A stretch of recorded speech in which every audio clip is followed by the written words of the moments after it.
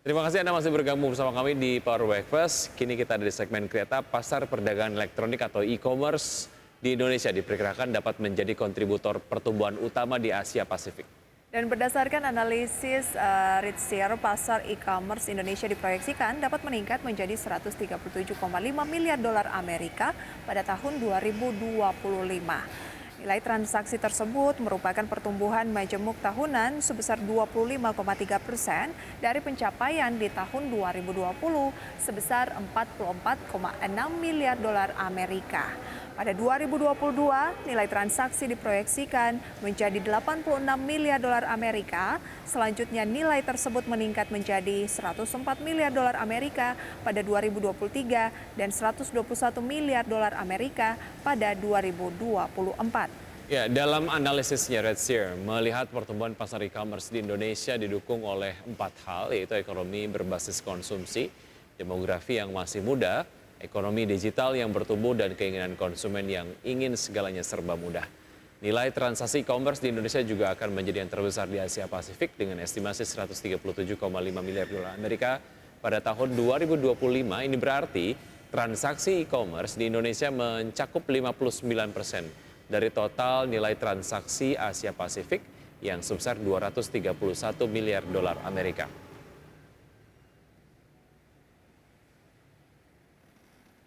Nah, untuk membahas tema yang menarik kita kali ini, ulik platform niaga retail dan grosir lokal, sudah terhubung melalui line Zoom dengan Mas Rian Manafe, CEO dan juga co-founder Dagangan Indonesia. Selamat pagi.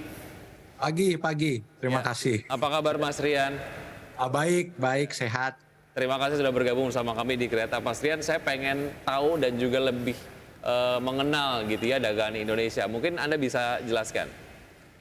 Ya, kita punya banyak julukan ya. Ada yang bilang kita ini rural e-commerce karena kita fokus ke pasar-pasar pedesaan sama kota-kota kecil. Ada yang bilang kita social commerce karena kita menggunakan jaringan orang-orang lokal yang ada di desa juga untuk bisa menjadi reseller kita. Tapi intinya kita menjangkau area-area yang ada di luar kota besar. Kalau di kota besar kan udah punya banyak layanan.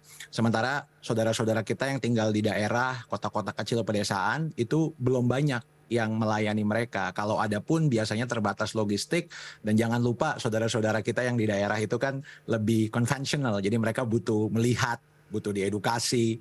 Jadi itu yang kita juga layani karena kita punya hub and spoke, kita bilangnya jaringan gudang mikro. Jadi kita punya 40 lebih gudang mikro melayani area-area pedesaan di Pulau Jawa kayak Kelampok, Bumi Ayu, sehingga teman-teman yang ada di desa ini bisa lihat langsung dan diedukasi langsung dari hub itu oleh orang-orang lokal juga.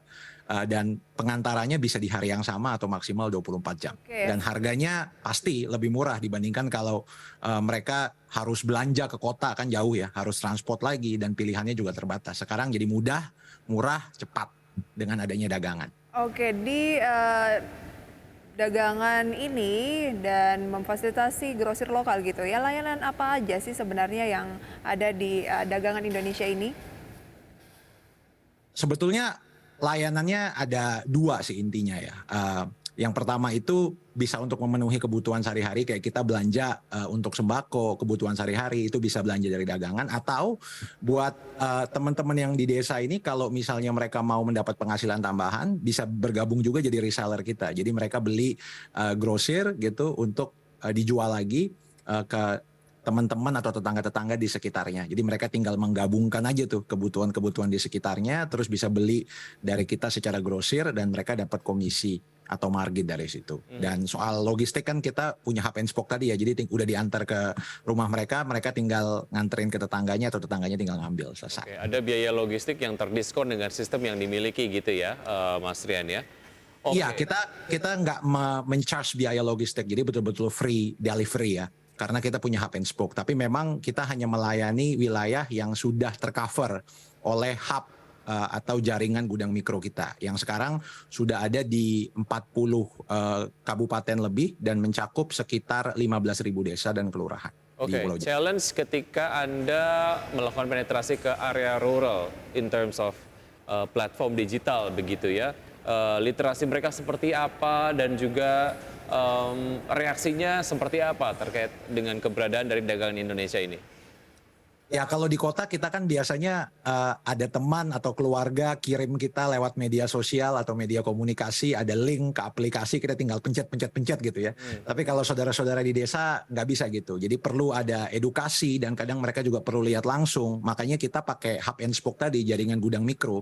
Jadi mereka bisa lihat langsung, oh barangnya ada gitu ya.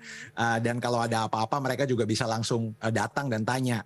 Ditambah lagi hub and spoke ini kita berdayakan semua talenta lokal. Jadi orang-orang lokal, tenaga kerja lokal itu menjadi tulang punggung kita di lapangan untuk mengedukasi teman-teman yang akhirnya jadi pengguna dagangan ini. Jadi bisa pakai bahasa daerah langsung, dituntun langsung, dan pengantaran juga oleh mereka. Jadi kalau telat-telat atau misalnya mau lebih cepat segala macam itu bisa langsung dikoordinasikan locally di dalam hub itu. Jadi ada physical presence dan kita juga pakai local wisdom karena kita pakai talenta lokal. Mungkin itu yang menjadi poin pembeda utama kali ya. Selain jaringan reseller tadi yang membuat kita bisa mengagregasi atau mengumpulkan order-order di daerah tersebut. Sudah berapa lama dagangan Indonesia ini berdiri, kemudian perkembangannya, respon dari target marketnya seperti apa? Kita mulai sebetulnya baru pertengahan ke akhir 2019, jadi baru sekitar 2,5 tahun. Kita mulai di Magelang, ya, pas di tengah-tengah Pulau Jawa itu, dan sekarang kita sudah masuk ke hampir semua provinsi Pulau Jawa. Barusan ini kita masuk Jawa Timur, di Jawa Tengah kita udah masuk ke daerah-daerah pelosok kayak Klampok, Bumi Ayu, Grabak, kita udah masuk sampai sana.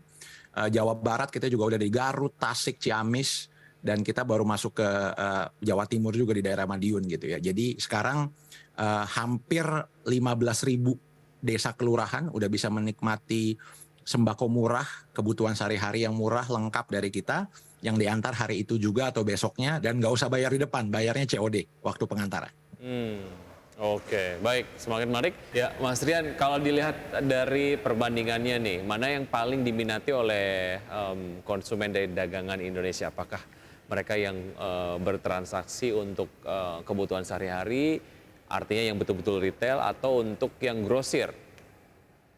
Sekarang sih bisa dibilang 50-50 ya Mas ya. Jadi kalau buat kebutuhan rumah tangga yang barang-barang perintilan gitu ya biasanya retail ya. Karena kalau misalnya grosir kan kita sistemnya agregasi lewat reseller ya. Jadi harus nunggu supaya terkumpul dulu. Jadi kalau yang mau cepat perintilan mereka retail. Tapi memang grosir juga menunjukkan pertumbuhan sebab makin banyak orang-orang di desa ini mau jadi entrepreneur. Jadi dimulai dengan hal yang paling simpel ya jualan sembako dari dagangan ya, jadi reseller kita. Oke, So far sih 50-50 dan dua-duanya menunjukkan growth yang cukup baik selama beberapa bulan terakhir. Nah pembedaannya mungkin di jenis barangnya ya. Kalau yang grosir tuh kebanyakan barang-barang yang minuman, terus makanan ringan begitu ya. Tapi kalau yang retail itu biasanya perkakas rumah tangga ya, kayak sapu, terus peralatan dapur dan sebagainya. Kebutuhan jualan di warung lah ya, ataupun mungkin usaha-usaha dari reseller sendiri begitu ya kalau untuk grosir ya.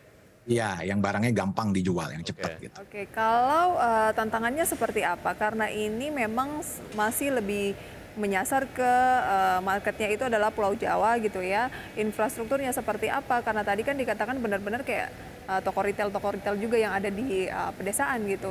Bagaimana dari segi mungkin jaringan internet? Karena kan ini sebuah aplikasi gitu ya yang berbasis teknologi, kemudian juga mungkin dari pengetahuan masyarakatnya. Ya, kalau secara infrastruktur sebetulnya di Jawa itu udah cukup advance ya. Karena kan dari Kominfo juga punya proyek BTS yang mau mengcover seluruh Indonesia, apalagi Jawa. Hanya memang kalau di kota besar kita dengan mudah dapat jaringan 4G gitu atau 3G. Tapi kalau di daerah itu kita nggak bisa 3G, 4G. Jadi 2G. Kalau 2G itu bisa ke semuanya, sebagian bisa dapat 3G. Makanya kita desain aplikasi kita itu light, ringan sekali. Dan on top of aplikasi, selain aplikasi kita punya web. Jadi belanjanya nggak harus dari aplikasi. Dari web kita juga bisa, yang jauh lebih ringan lagi. Nah semuanya itu udah terintegrasi sama berbagai media sosial. Jadi mau share apa semua juga gampang. Itu yang kita lakukan ya. ya kalau di Pulau Jawa. Kalau keluar Jawa tentu nanti kita juga akan fokus ke area-area yang memang sudah tercover dengan BTS dan internet.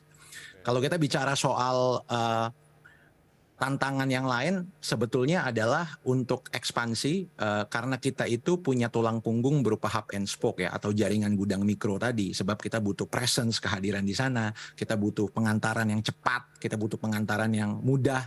Nah makanya untuk ekspansi itu kita nggak bisa sekedar ekspansi saja, kita harus setup dulu itu jaringan hub and spoke atau gudang mikro. Nah itu yang membuat kita mungkin take time dibanding startup yang murni digital ya, kita take time untuk bisa berkembang di seluruh Indonesia. Tapi yang jelas buat kami yang kami lihat adalah untuk melayani masyarakat pedesaan ini jaringan fisik berupa hub and spoke itu sangat krusial ya, karena kaitannya bukan cuma soal trust, kepercayaan, tapi juga soal edukasi dan soal logistik supaya pengantarannya efisien. Ya, itu sistem yang kita kerjasama komersil yang dibangun lah antara dagang Indonesia dengan teman-teman seller ataupun mungkin produsen dari barang-barang yang didistribusikan melalui platform dagangan Indonesia.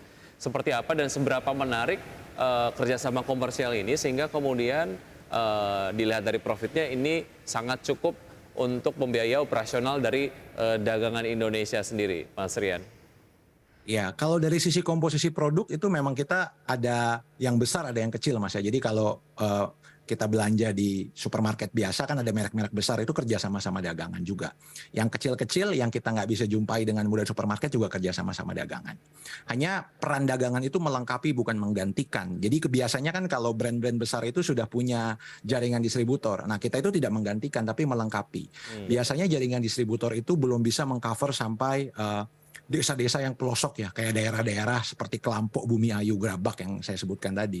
Nah di situ kita menjadi pelengkap. Jadi akhirnya kita didukung penuh juga sama prinsipal produsen dan juga distributor. Bahkan nggak jarang mereka itu memberikan kita perlakuan-perlakuan khusus lah ya. Ada berbagai macam perlakuan khusus mulai dari pembebasan biaya, ongkir dan juga rebate, refraksi dan benefit-benefit lainnya. Itu kalau sama produsen besar peran kita di situ. Nah kalau yang kecil lebih signifikan lagi sebab biasanya brand-brand kecil itu jaringannya terbatas. Kadang mereka hanya jualan lewat media sosial atau mereka jualan lewat toko-toko lokal. Karena masuk ke jaringan nasional itu challenging. Nah dengan dagangan kita bawa mereka ke semua daerah kita, bahkan selain itu teman-teman tuh juga bisa menemukan dagangan di marketplace besar sebagai salah satu merchant atau seller yang isinya itu kebanyakan produk-produk lokal. Jadi kita bawa produk lokal ini bukan cuma ke jaringan kita tapi juga ke online marketplace. Jadi ini modelnya Mas Rian B2B ya? Kalau sama pembeli sama produsen ya, kalau sama konsumen kita bisa B2B, bisa B2C, ada yang bilang juga karena pakai reseller B2B2C gitu ya. Berarti bisa B2B, bisa juga B2C gitu ya? Ya. Baik, menanggapi persaingan, karena kan juga bicara mengenai dagangan Indonesia ini bukan aplikasi pertama begitu ya yang bergerak di bidang penyediaan berbagai kebutuhan rumah tangga yang nggak perlu lagi keluar untuk berbelanja tapi cukup memesan dari rumah saja. Bukan yang pertama dan persaingan juga semakin ketat. Dan melihat dari fenomena banyaknya startup saat ini yang melakukan layoff gitu ya. Bagaimana Mas Ryan dan juga tim menanggapi hal tersebut yang sedang menerpa startup khususnya di tanah air? Sebetulnya kalau kita ngomong market Indonesia itu seakan-akan kita lihat market Indonesia cuma Jakarta, Surabaya, Bandung, Balikpapan, Medan, Palembang gitu ya. Padahal 200 juta lebih orang Indonesia itu tinggalnya di luar kota besar. Jadi ketika tadi Mbak sampaikan banyak, yang sangat disayangkan banyaknya itu tuh mengerubuti kota-kota besar. Padahal kalau kita keluar melangkah 2-3 jam dari kota-kota besar ini, waduh itu banyak sekali yang membutuhkan. Makanya kalau kita suka ditanya, dagangan di lapangan ketemu siapa? Kita bilang nggak ketemu siapa-siapa, ketemunya sawah gitu. Sama hewan-hewan ternak. Sebab ini area yang memang underserved kita bilang, jarang dilayani. Tapi memang tantangan tadi, kita nggak bisa langsung scale up ke seluruh Indonesia dalam berapa bulan gitu ya. Kita harus step by step. Bahkan setelah 2,5 tahun aja kita masih berproses untuk mengcover seluruh Jawa. Karena memang tantangannya kita harus punya physical presence dan juga logistik yang efisien. Makanya tadi kita punya hub and spoke yang harus kita bangun step by step. Oke, mengenai poin-poin uniknya gitu Anda juga tadi sudah sampaikan dan ini tentu saja jadi amunisi ketika bicara mengenai persaingan di platform yang kurang lebih sama gitu ya. Mas Rian, waktu kita terbatas. Terima kasih sudah bergabung bersama kami di Power Breakfast di Create Up. Sukses untuk Anda dan juga teman-teman di Dagangan Indonesia. Sampai jumpa Mas Rian. Selamat Makasih, pagi. makasih. Ya, pagi, selamat pagi. Oke, ini menarik ya kalau memang banyak menggerubuti kota-kota besar di tanah air, justru dari dagangan Indonesia ini memfasilitasi para pedagang-pedagang kecil di pedesaan dan juga customer juga di daerah-daerah di Betul. luar kota-kota besar Yang ini terpencil. ya. Kalau tadi Mas Rian bilang yang underserved, akhirnya ada platform yang melayani. Begitu menarik, ini juga cukup inspiratif ya. Betul. Dan pemirsa sudah 90 menit kami menemani Anda dalam Power Breakfast. Ya, dan semoga pembahasan hari ini bisa menjadi referensi dan juga sumber informasi untuk Anda. Tetap perbarui informasi Anda tentunya hanya di IDX Channel, Your Trustworthy Economic Business and Capital Market Channel. Saya Prisa Sompodatu. Dan saya Wiki Adrian, see you in the morning.